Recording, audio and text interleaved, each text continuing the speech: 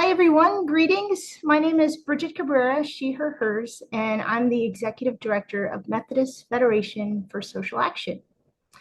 Now, MFSA is an over 100-year-old faith-based policy and organizing network, and our mission is to mobilize, lead, and sustain a justice-seeking United Methodist movement, energizing people to be agents of God's justice, peace, and reconciliation.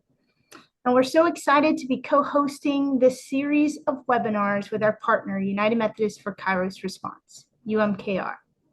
Just want to share that today is our 40th webinar, and it is also the 20th anniversary of the BDS call from Palestine, the call from Palestinians for a boycott, divestment, and sanctions movement. We acknowledge that this land and the many lands that you are joining us from, its history and all the being seen and unseen, known and unknown, and as we step into our work on the many lands that we join this call from, most of us as uninvited guests. And we offer this work in a spirit of reparation, devoting ourselves to justice as we strive to uplift the legacy of all of these places. We invite you to acknowledge the indigenous land of where you are joining us from, and type that in the chat.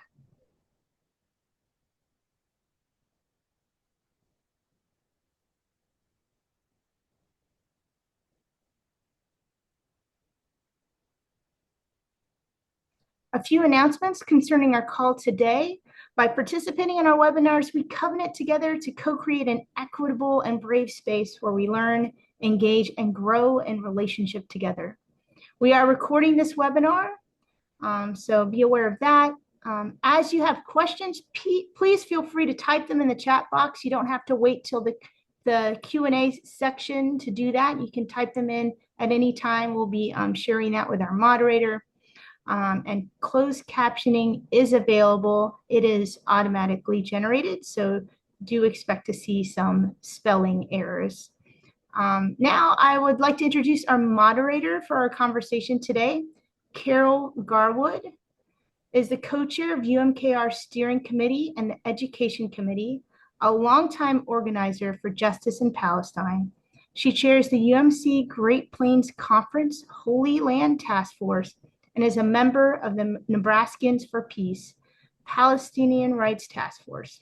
Carol has visited Palestine on many occasions, 4 times in the last 15 months. Welcome, Carol. Thank you, Bridget. I want to also welcome all of our guests today. I'm especially excited about our speakers today. I know they're going to be fantastic and you're all going to learn quite a lot.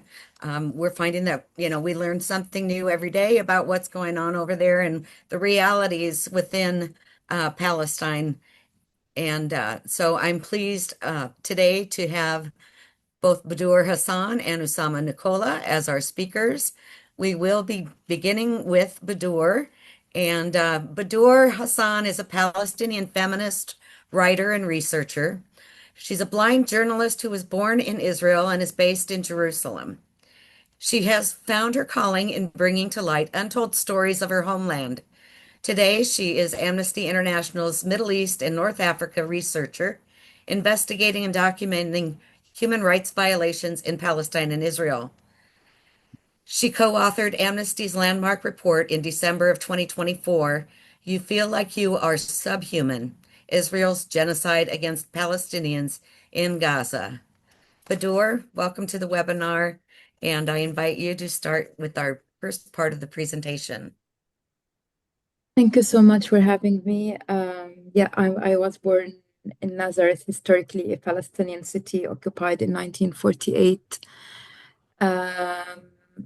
I wanted to, first of all, as I said, to thank you for this opportunity. I really think it's so important to kind of try to think of how Israel is perpetrating its regime of domination and oppression, its violence and its apartheid on Palestinians on different scales and in a sort of hierarchy of oppression, using maybe different tools in different places, but ultimately with the end aim of destroying Palestinian life, with dispossessing Palestinians, albeit again using different tools. Which leads me to the issue of I kind of, since we're kind of in this shared space where we are together and we all learn from one another and kind of grow as we discover new things. I think I'm a bit reluctant to use the term Gazafication to refer to what happens in the West Bank for two reasons. I do think genuinely that what we are seeing in Gaza has no parallel. I think it also has no, and I'm not exaggerating to say that it has no contemporary parallel, but it also has no parallel, not even in the Nakba. That's not to belittle or to relegate or to simplify the myriad forms of oppression, destruction, devastation, atrocities that Palestinians have been facing. But to see these acts being committed together, cumulatively, killings, injuries, creating conditions of life deliberately designed to destroy the population, mass displacement amid denial of life-sustaining infrastructure, all that's happening in Gaza while really killing any space of life. This would not have happened had it not been for the Nakba, of course, and of 1948. And this is would not have happened had it not been for the impunity that Israel has enjoyed. So it's kind of builds on what Israel has been doing for decades against Palestinians. Genocide is a process. It doesn't start from nothing. And we can't, we can never start the genocide or think about genocide when it begins. We have to go back and trace it, especially the dehumanization, which is really rooted in Israel's policies. However, that also requires us to understand the uniqueness of what happens in what is happening, what continues to happen in Gaza, especially as hopefully there will be a ceasefire. And understanding the uniqueness of what we saw in Gaza over 20 months may help us prevent that it's repeated elsewhere. Second, I also don't want the name Gaza to be singularly linked to brutality. Gaza is one of the most ancient cities in the history of civilization. I want also people to remember that Gaza is the school of rhetoric of the 5th and 6th centuries. Gaza is also the city that exported the best wine in the 5th and 6th centuries. Gaza is poets like Mu'in Bseso and activists like Haider Abd Shafi and political leaders like Abu Iyad. So I want us all to recall that Gaza and Gaza obviously is the flowers of Beit Lahiya and the resistance of its popular resistance of its people. It's so many things, not just brutality. So I think we should kind of resist the trope of turning Gaza into simply a symbol of destruction, and also understand it, recognize it as also a beacon of civilization and history and continued life in the face of so much death. And this is what Palestinians, including in the West Bank, including in Jerusalem, including in Palestine 48, and all over the historic land have been doing, really trying to create life out of lifelessness. What we've been seeing in the West Bank in particular since the 7th of October is not, again, as so many other things, it did not begin on the 7th of October.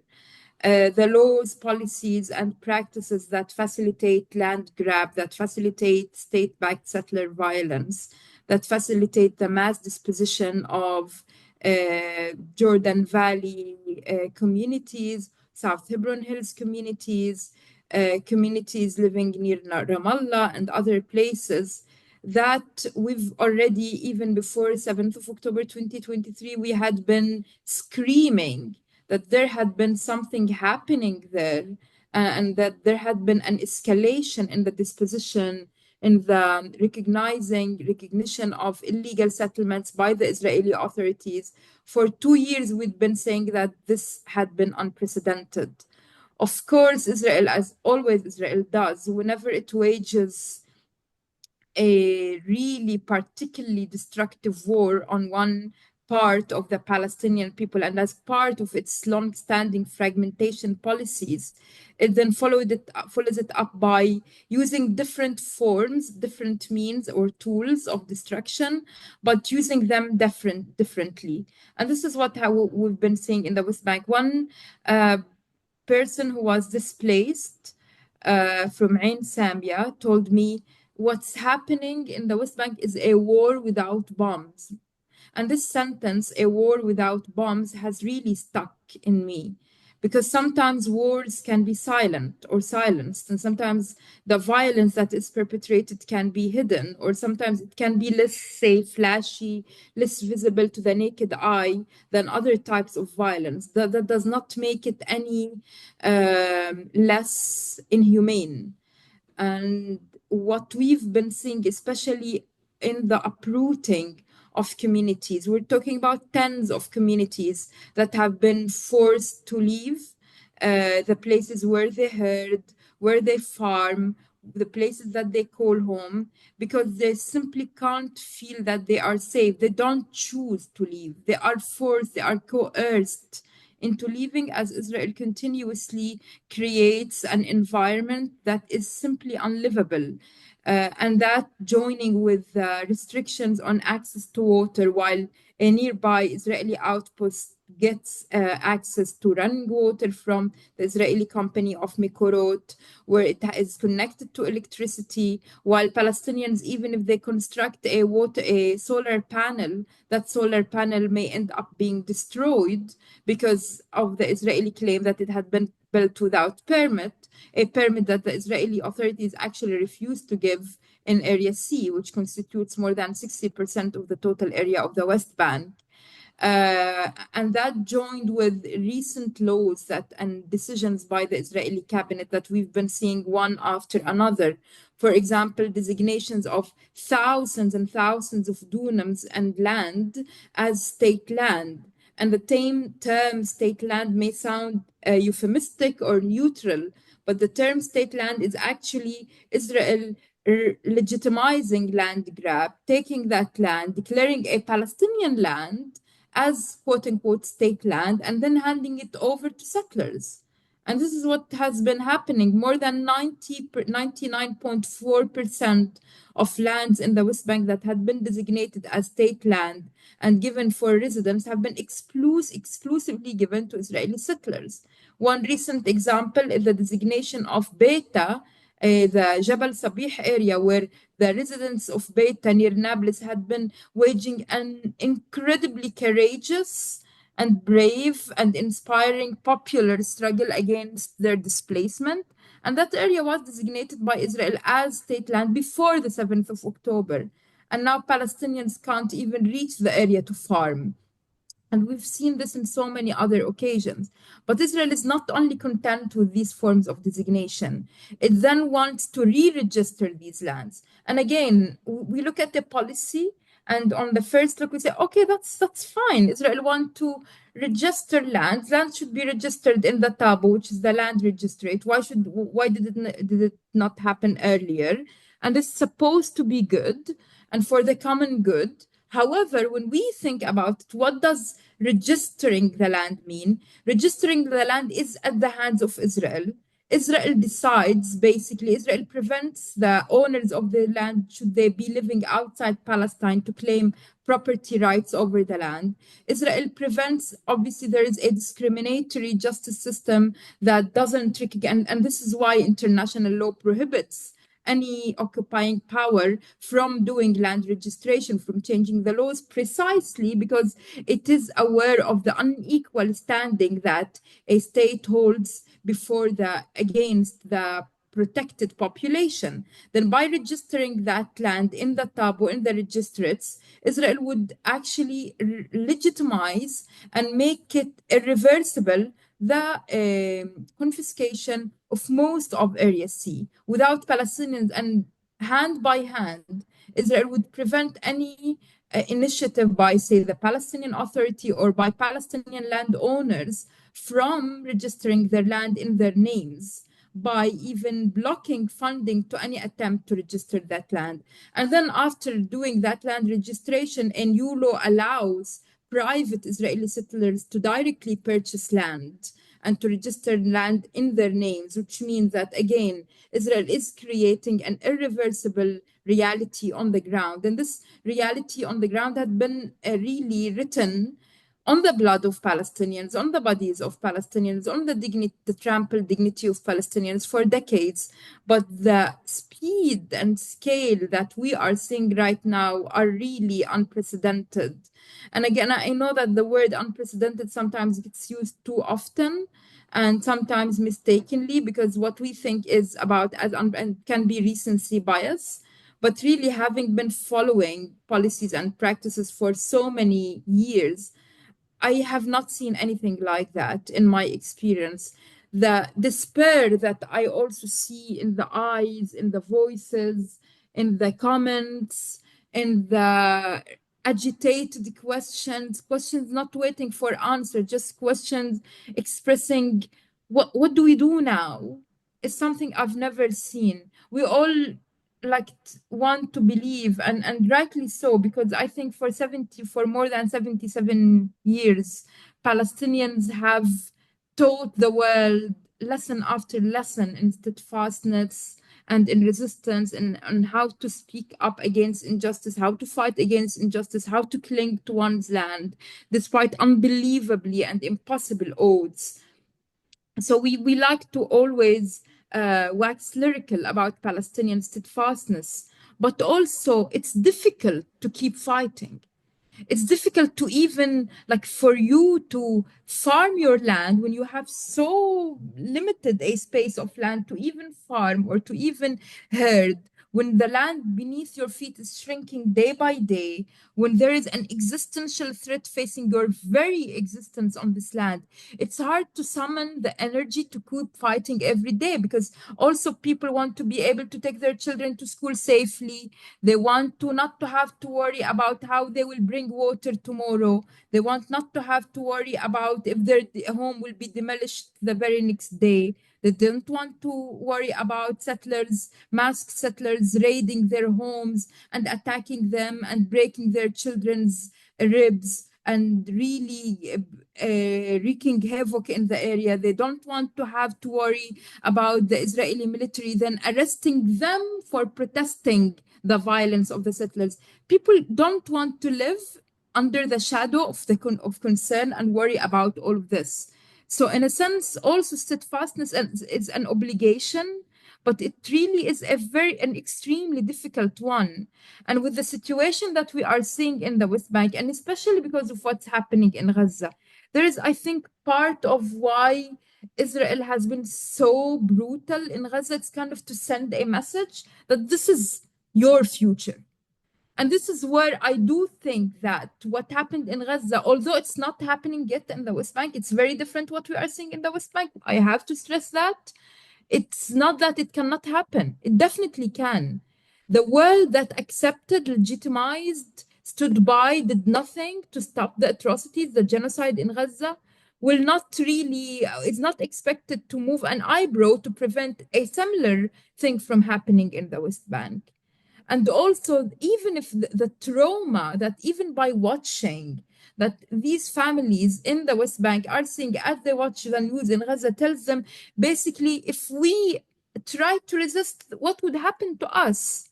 If we even protest, if we even hold demonstrations, what would happen to us?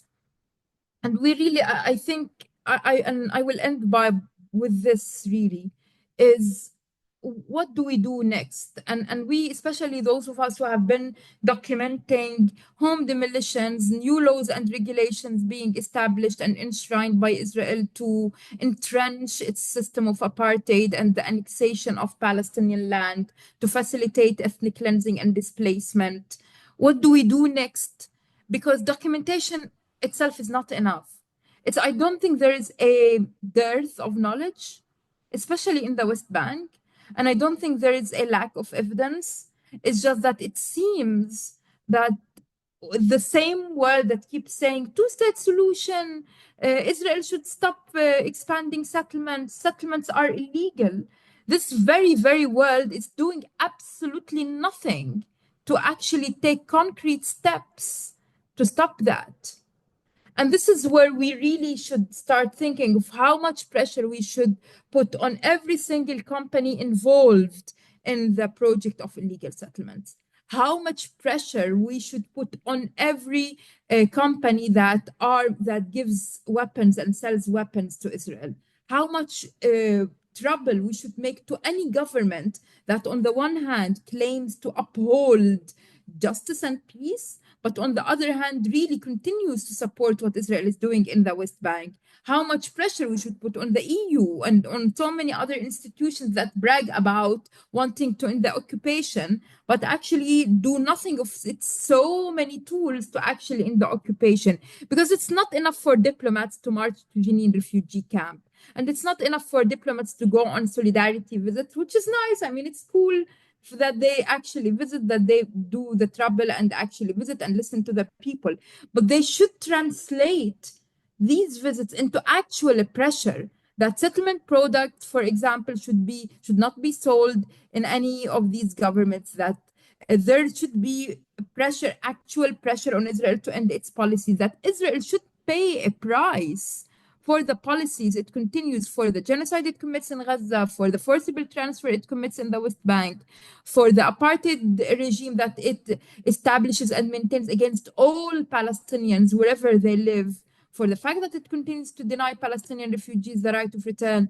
And so far, because Israel has not been made to pay that price, we see that it only gets worse and worse, that the violence gets more and more brutal, and that unfortunately the displacement, disposition, and transfer will continue to haunt Palestinians. Thank you. Thank you, Badur. Very good and very informative, and we definitely agree with you that, words are good, but we need action. And so we'll be talking about that more later. At this time, we'll go ahead and have Usama uh, speak with us. Usama Nicola is a Palestinian civil society activist serving as the Citizens Diplomacy Project Coordinator at WEAM, the Palestinian Conflict Transformation Center. He's an experienced spokesperson and guide and frequent online presenter on current events in Palestine. Usama has helped thousands gain a better understanding of Palestine and Israel and the struggles of Palestine's living stones, the indigenous people of this land. And he's been my friend since I first met him in 2011. And so at this time, I'm pleased to ask Usama to go ahead and share what he has to tell us today.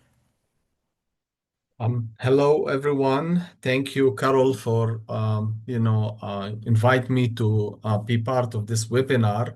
I really appreciate all the work you done at the MFSA, and thank you for everyone who joined this webinar from all over the different places around the world.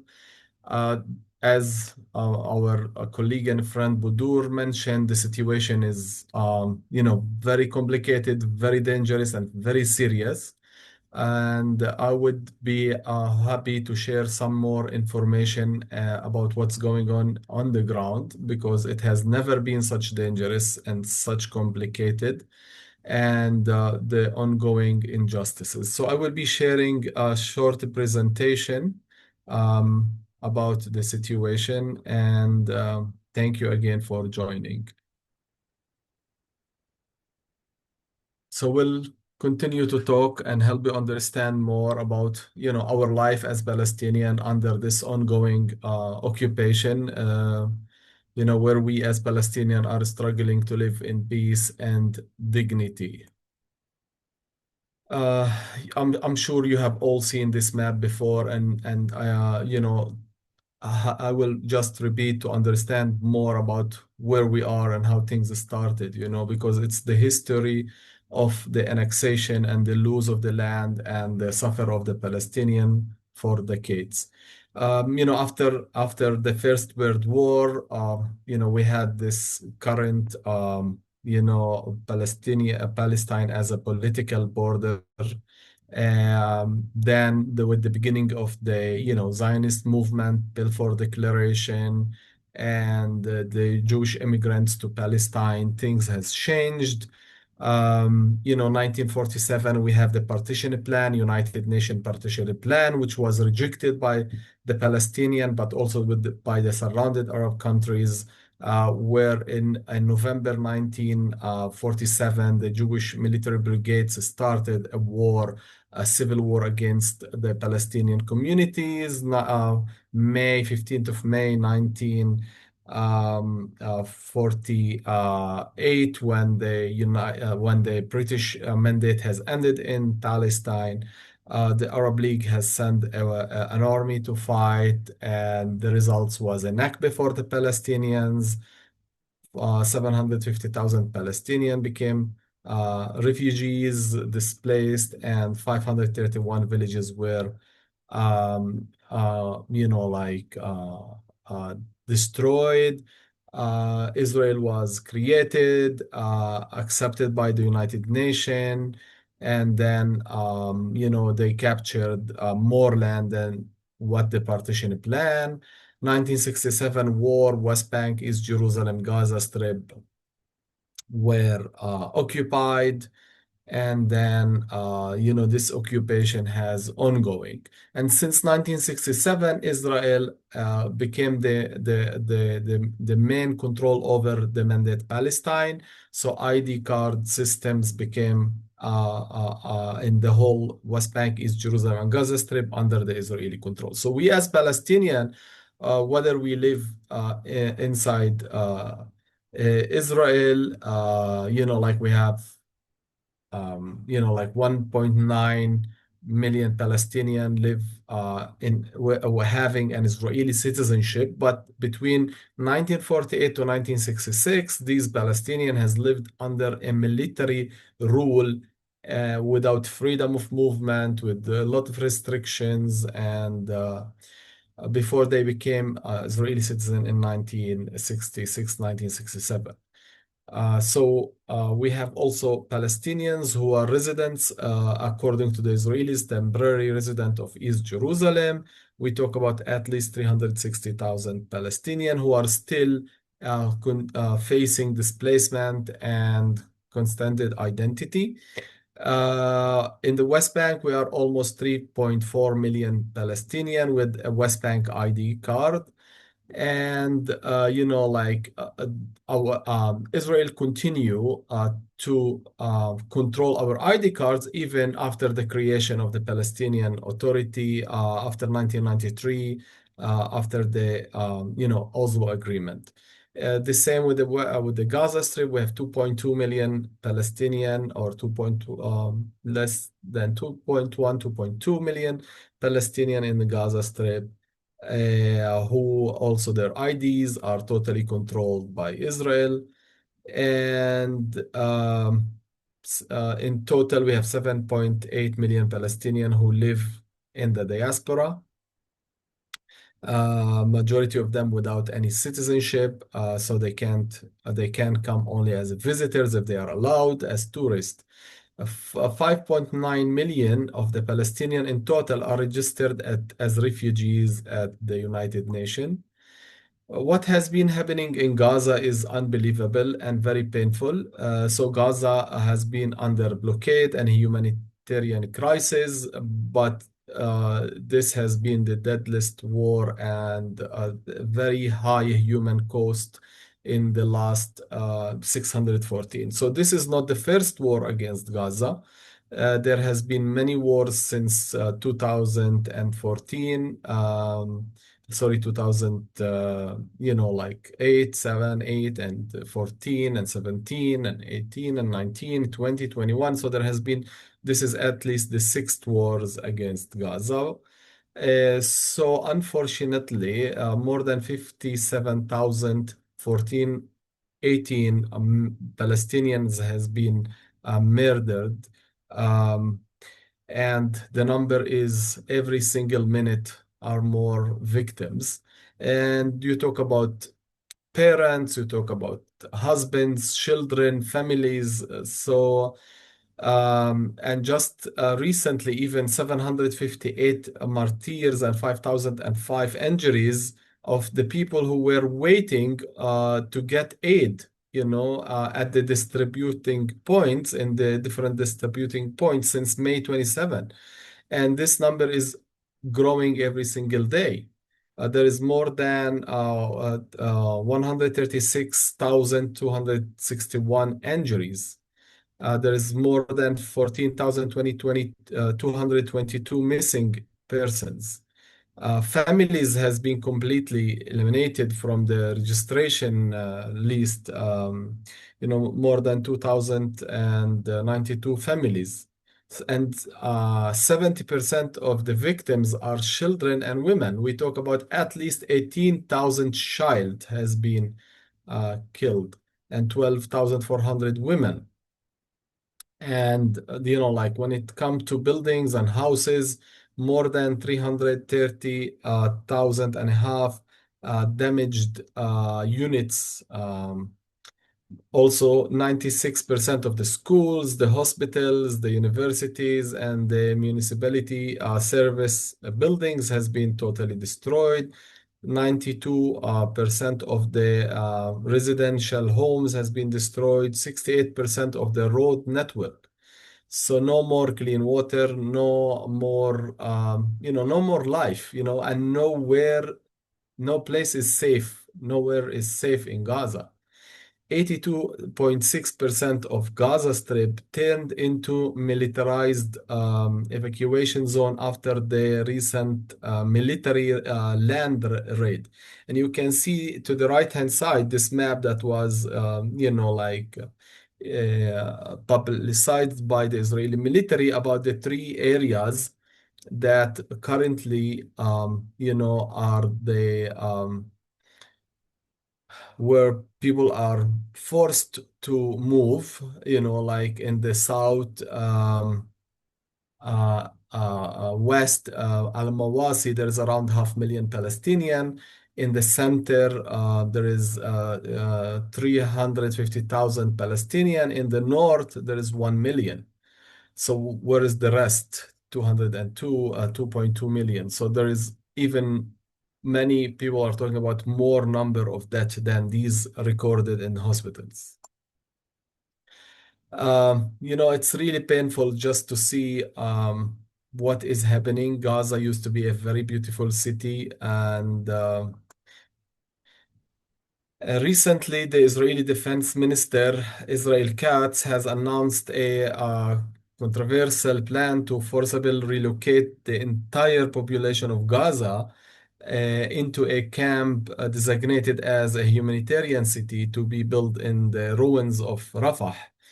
And just today in the Israeli news, Arad Nir, who is Israeli journalist and a TV presenter, make a comparison, and this make many Israelis not happy with his statement that Israel is turning Rafah into a concentration camp, and like he say, we must also remember the connection, and this statement has made many Israelis not happy today.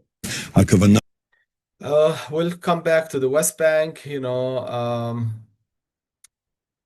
What is the current daily life in the West Bank with all these checkpoints, movement of restriction and land confiscation with more settler violence, the highest number of settler violence attacks that's happening every single minute and every single day, with arrests. To understand a little bit more about what has been happening in the West Bank, we need to remember the proposal that was made by the Israeli minister Yigal Allon on July 26, 1967, when he made this proposal to the Israeli Knesset about annexing a big part of the West Bank land, mainly in Jordan Valley and South Hebron Hills. Uh, this land is large area to be used for future settlement plans.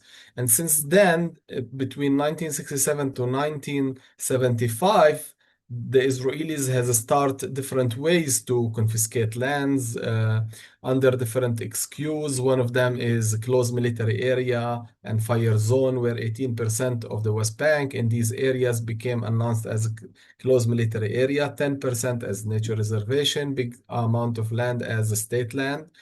And every single day, just yesterday, they announced confiscating new land in southwest of Bethlehem, between Al Khadr and Halin, also near Hussan, for growing an outpost, which has been legalized to be a new settlement in the land of Bethlehem. So things has been planned since the 1967. Israeli settlements in the West Bank has been never continue growing. In this map to the right-hand side, you can see all this land that's in dark color that's almost 45% of the West Bank. That's totally off limit for Palestinian access and development, and mainly reserved for the use of the settlers for like local and regional council settlements. So West Bank is a 2,162 square mile. The settlement occupied 927, which is almost 42.7%. If we add East Jerusalem, which is 3%, that's almost 45% of the West Bank. So we talk about almost half of the West Bank is totally off limit. Currently, we have 150 settlements, illegal settlements in the West Bank, more than 224 outposts. 85 or more of them has been just in the last 2 years. 80% of these settlements has been built after Oslo Agreement. Currently, we talk about at least 529,000 Israeli settlers, 770,000, that's including East Jerusalem. And as you know, that all these Israeli settlements are considered illegal under Geneva Convention, Article 4, and also Rome Statute in the International Court of Justice. And in July 1924, the International Court of Justice has ruled that Israeli occupation is illegal and must end soon. But after these announcements, there has been more settler violence against the Palestinian villagers and even against some international volunteers or international activists who came in a solidarity to the Palestinian communities. 3.6 billion shekels has been allocated since this new government has been in rule in December 2022, just for settlement roads and to connect, more settlements and build up new bypass roads. And there has been a 5-year plan to expand infrastructure and reach 1 million settlers in the West Bank. That's excluded East Jerusalem. Most of the outpost has been legalized by this current government. There has been many units approved in 2024. Since the beginning of this year, more than 10,000 units has been approved, almost more than what has been approved last year, the whole year. So land confiscating has been continuous. Settler violence has been increased. There has been 2,554 settler attack recorded by local and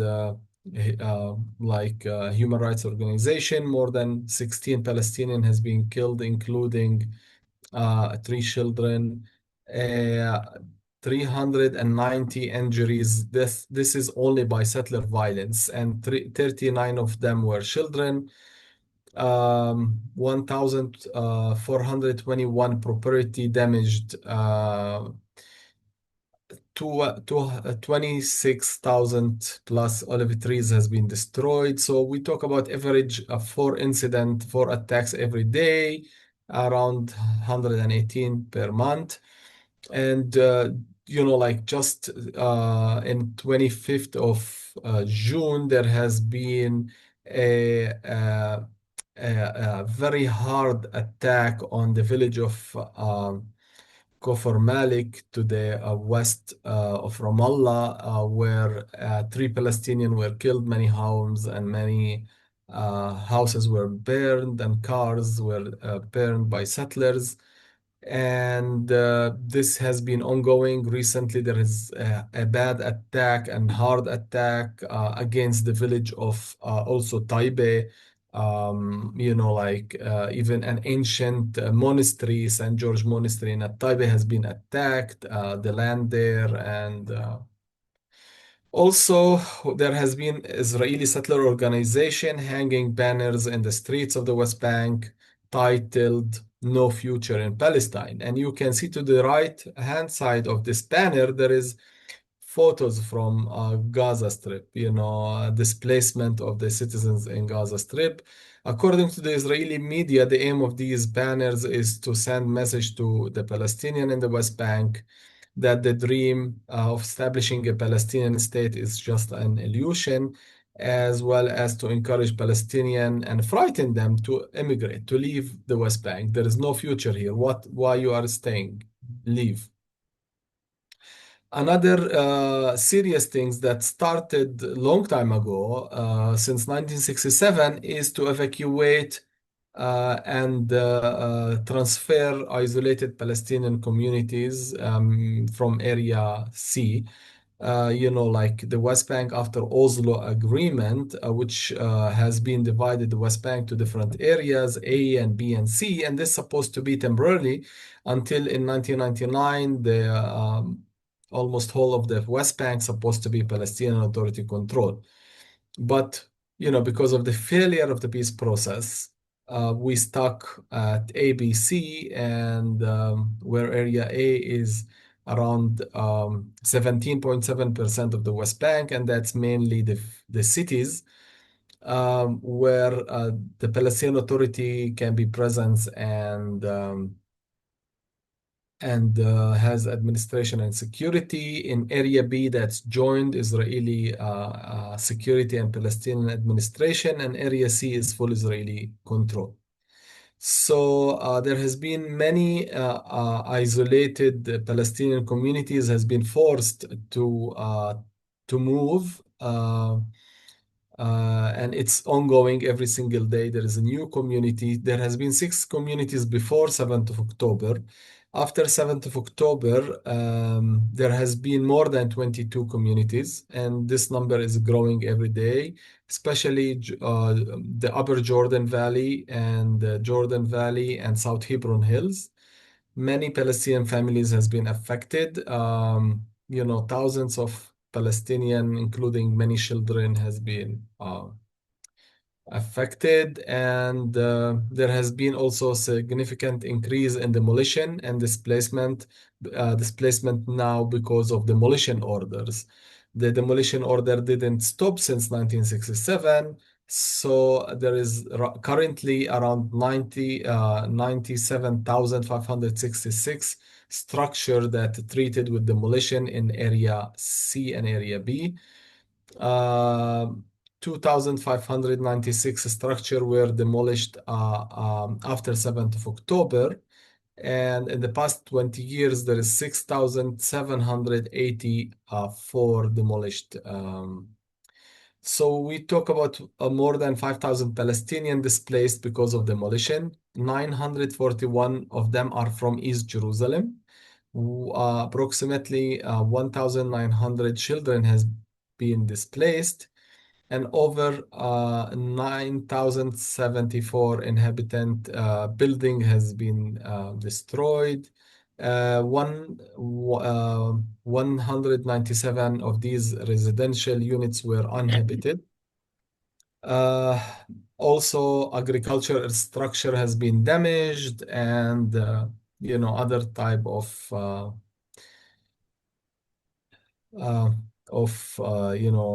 most of these buildings has been demolished in Area C and in East Jerusalem under the Israeli excuse that there is no permits to build your house. And as you may know that it's not that easy to get a permit. You might apply and wait long time and pay a lot of money and don't get it. Yeah, that's one of the big issues over there, I know. Thank you so much, Mhm. Usama, for sharing the information that you have with us. I think we'll move to the questions that have come through now for both you and Badur. Um, One of the things that I wanted to ask about, and maybe this is for you, Badur, if you have heard about this, but I saw something on the news this morning about the distribution points for the aid being closed in Gaza today. Yeah, we're talking about the so-called Gaza Humanitarian Foundation, Right. which before when the system, the new system of militarization of so-called aid began working on the 27th of May, despite at the time overwhelming consensus among humanitarian human rights groups that this was not deemed to work, that was ineffective, inhumane, cruel, and not really how aid should be distributed through security contractors rather than UN and humanitarian workers. Now, in the month following the establishment of these two zones, we're talking the main 2 points where the Gaza Humanitarian Foundation operated were both in the southern part of the Gaza Strip, one in the central area in south in the area of Nusrat. The other was in Rafah, near Al Alam area in Rafah. So both zones daily they witnessed massacres committed against Palestinian aid seekers by the Israeli military, directly shooting at people who were seeking aid. And how we managed to know that these attacks were deliberate and that these attacks were carried out by the Israeli military? Well, first, because Israeli military is the only armed power in control of that area. And secondly, because forensic reports, including medical reports of those injured, point to the fact that they were injured by weapons that only Israel possesses. And then thirdly, that Israel's own soldiers admitted to shooting at people seeking aid. We also, as part of my work, I also collected testimonies of people who described the humiliation of having to go there at night or before dawn, being treated as if they were animals. One person told me this is like an animal pen, not a humanitarian distribution center. It's not even a center. It's kind of a gated, caged barricade where people then when the cages gates open, people are have to scramble for scattered food, push each other. We're talking about thousands, tens of thousands of people when there is barely any light because it's either very late at night or very early at dawn. And when really also we're talking about starved, emaciated people doing that. So the official, we've seen, so even before it began, the then director of the GHF resigned, supposedly saying that that it had been failing to meet the principles of humanitarian work, including impartiality, neutrality, and humanity. But the operation, the GHF continued. Not only did it continue, it also continued to spread lies, propaganda using really meaningless numbers about numbers of meals they distributed to say that there is no starvation, to deny not saying any word about the massacres committed daily, until obviously very recently on Saturday they claimed that one of their staff guards was hit by a grenade. Obviously, there is no way to verify, but one of the versions that we have heard is actually that was one of the grenades that the Israeli military had fired. It receded and it hit one of the one of the GHF staff. We don't know. This is not something that I can say because we don't know exactly what happens. We do know that the GHF's version is not one to be trusted because they lie through their teeth. Now they stopped operating. And the obviously, since the start, to me, and this is really important, the problem is not just GHF. GHF is ultimately a symptom of the problem.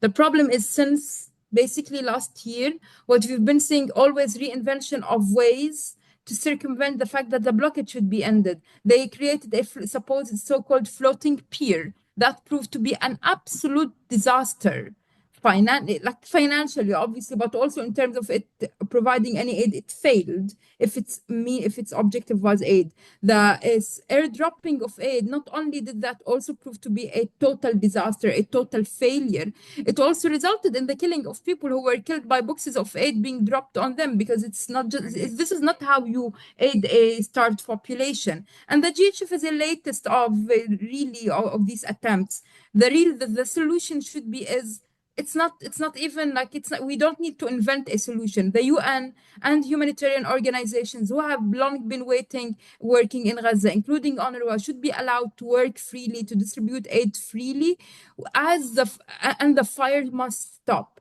We saw how effective these can be. The ultimate solution is obviously not militarization of aid. I think there is an urgent need to disband GHF and to actually try to uncover those who stand behind it, including companies that are involved in GHF. And to oppose, by the way, last but not least, to oppose any attempt by the USA to put any penny or to invest money in the GHF. Yes.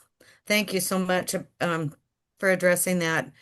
It's really important. And I don't see anybody else making any real efforts, to try to get that aid in. And so hopefully that can happen soon. No. There are many people trying to get the aid, and it's just that Israel is not allowing. They're like Exactly.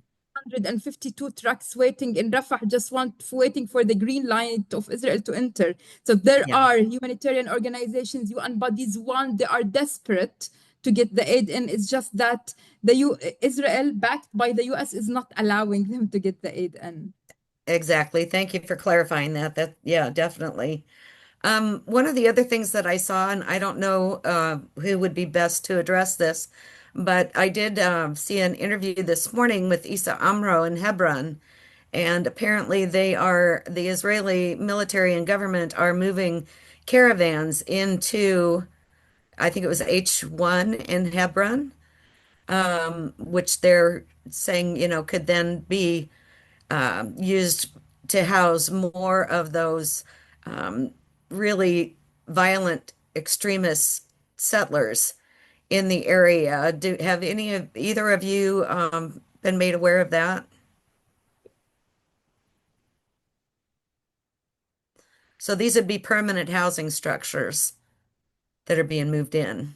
Again, there has been and there is ongoing growing of the Israeli settler presence. I didn't really look at the news today. I haven't seen this one, but I know there has been every single day, in and around Bethlehem, we have every single day new outpost, and there is every single day more settler violence. Uh, whether in the west side of Bethlehem, south side of Bethlehem, or even west side of Bethlehem, every single day there is a new announcements of confiscating land, more units, settler violence, settler attacks. So it's ongoing. Mm-hmm. And this has been not a recent plans, like settlement project has been since 1967. Right. And I do have someone else that had asked a question about the Israeli occupying forces and the settlers, whether or not these are foreigners that are coming. Well, that's kind of a loaded question because there are they take Jewish people from all over the world to bring them to Israel, correct?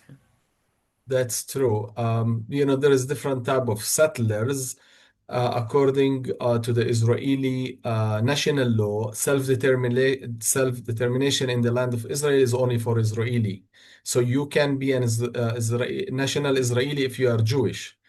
And so every year there is a new immigrants coming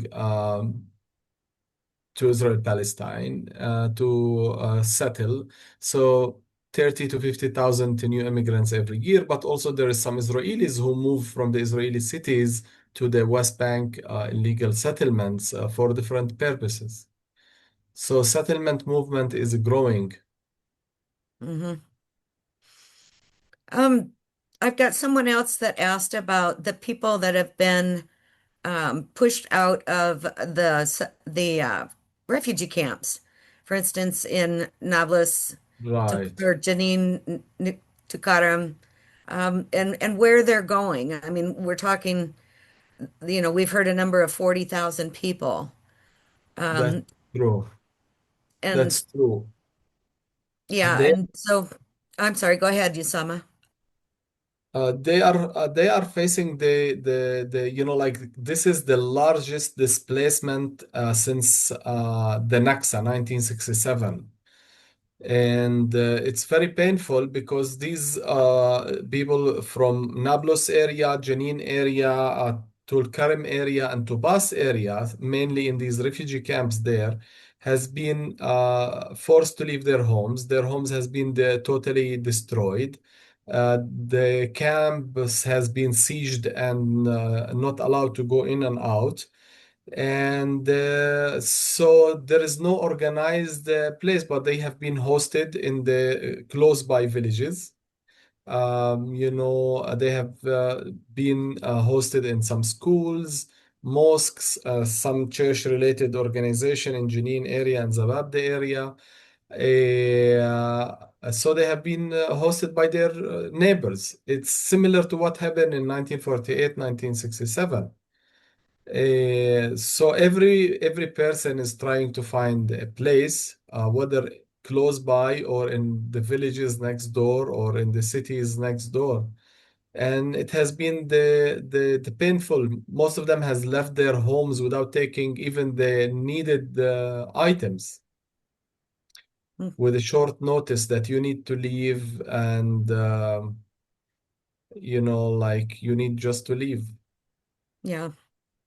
So I guess question for both of you.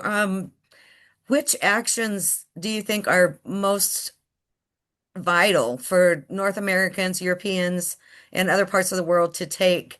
How can we do what is most valuable in your eyes in order to help and show solidarity and hopefully push for change?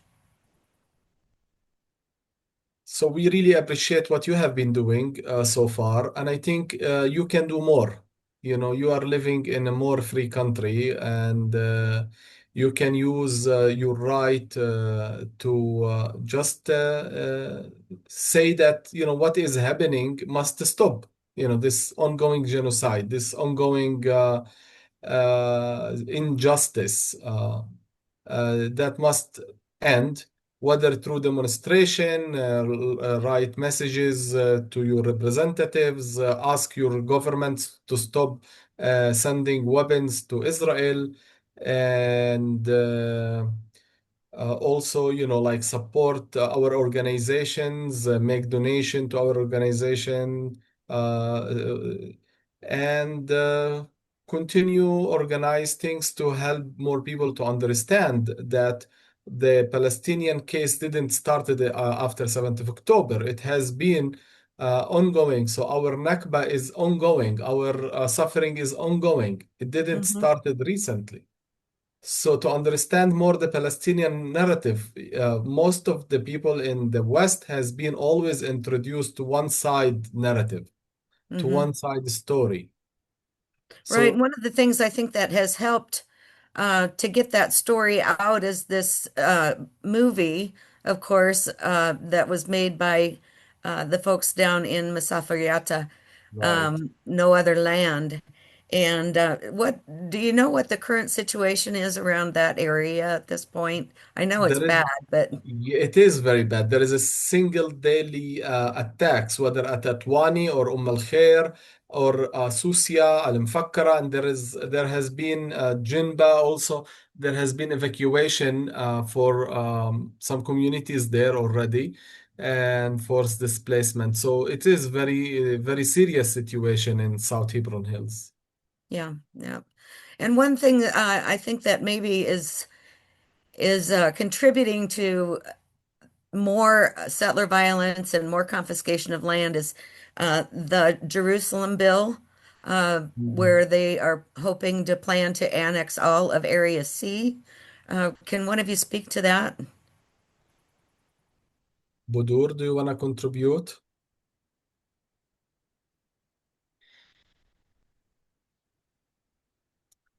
So Area C again is almost 61% of the West Bank. More than 80% of the Palestinian community live in Area A and Area B. So we had around 300,000 Palestinian live in Area C, and they have been facing demolition order and displacement. The Israeli always excuse for this is that we can't provide you with services. You need to leave. You need to move. You go to the Palestinian cities.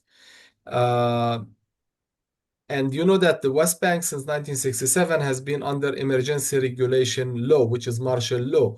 But recently we can see that Israel is, like actually the whole West Bank is annexed. But Area C is more, we can see it around Bethlehem area, for example. All the settlements in Greater Bethlehem, they consider themselves part of Jerusalem neighborhood.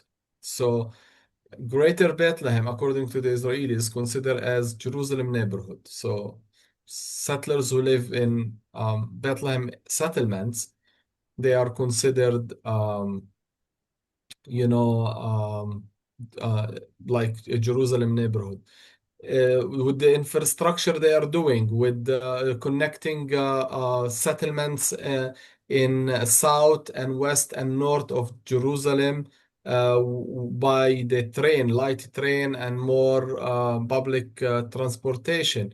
So they are just connecting Area C of the West Bank to be as normal part, and the recent tunnel they are going to build and the road that will prevent us from using road number one, where settlers from E1 area and Ma'ale Adumim area will be connected directly with Jerusalem without any checkpoints. So for them, like just as if they live um, in any area that's not West Bank, and you know that West Bank is no longer used in the name or the term West Bank is no longer used in Israel. It's now, and they have been always called it Judea and Samaria, but now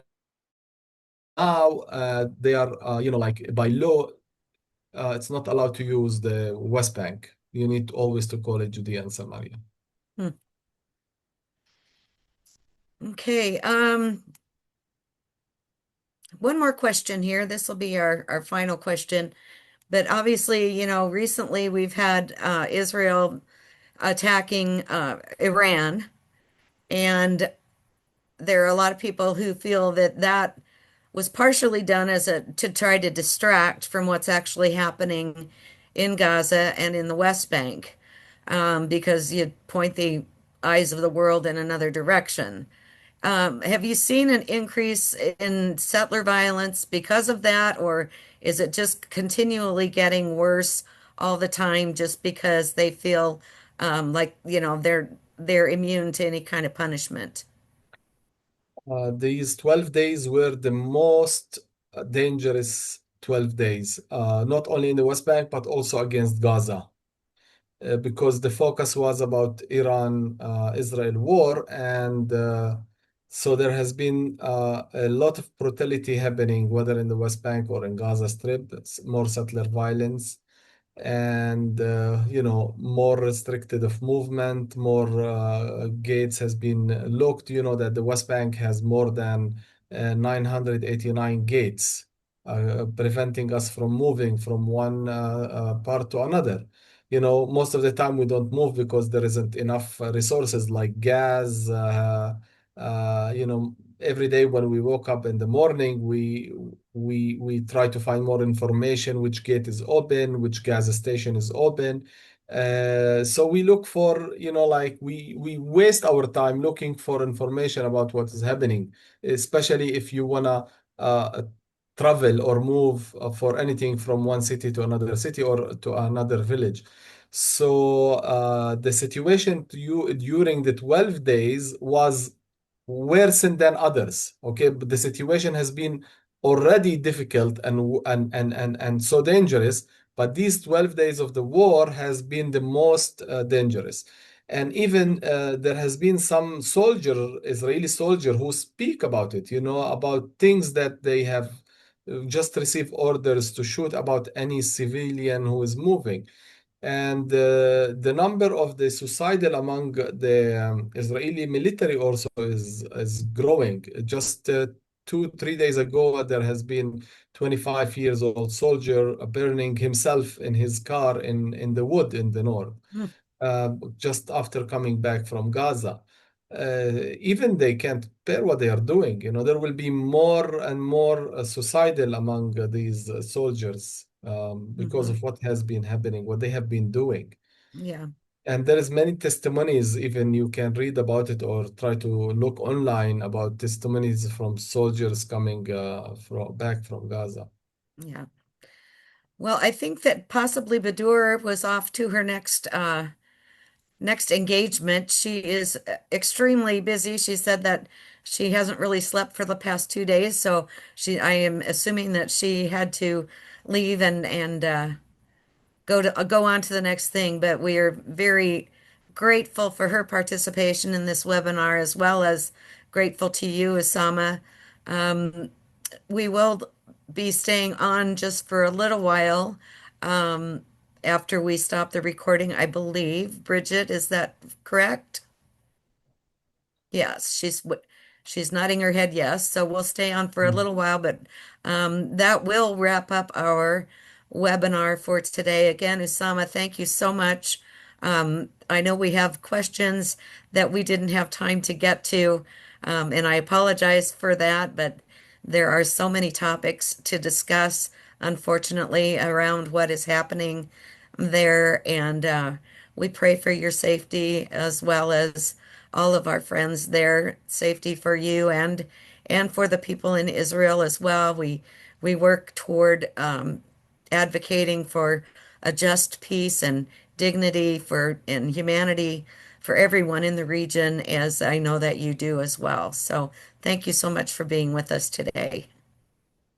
Thank you for organizing this, and thanks for everyone who participate. We really appreciate what you are doing, and we want you to continue do what you are doing, from marching, from organizing webinars, from encouraging more people to understand and know more.